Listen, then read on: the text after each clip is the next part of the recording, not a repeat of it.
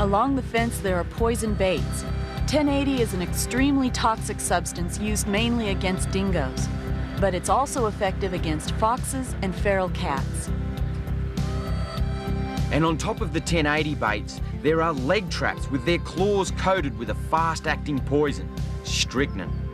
All in all, it's certainly no place to be without permission and without taking care every step of the way.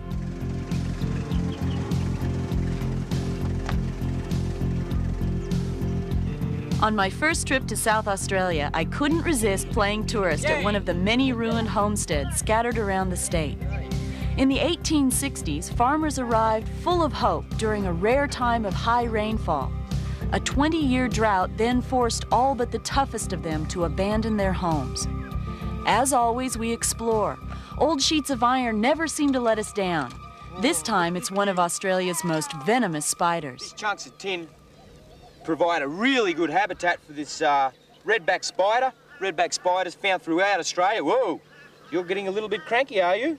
See her standing up there, getting very cranky. A little bit cranky. See that? You can see that webbing on her back leg, right? That's a defensive mechanism.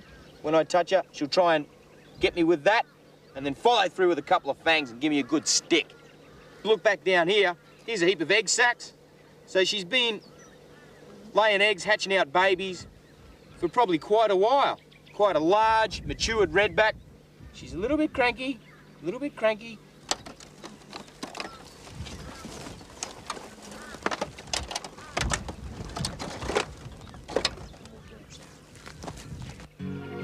There are several other large salt lakes apart from Lake Eyre in South Australia, and there are many smaller ones. They have crusts of salt up to half a metre thick and occasionally enough water to have a little bit of fun with.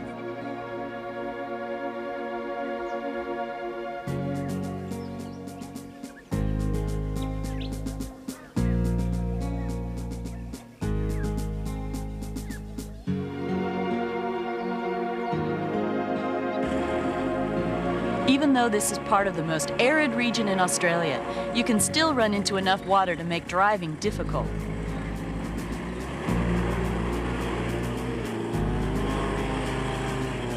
The ground conditions were always changing and always harsh. By the time we'd reached this stage of the journey, we'd had to change every tire on the vehicle. We've come out of the Salt Lake country now and back to the dingo fence near Seduna. We're getting closer to the end of our epic drive, but there's still plenty of Australian wildlife to encounter before we reach our destination.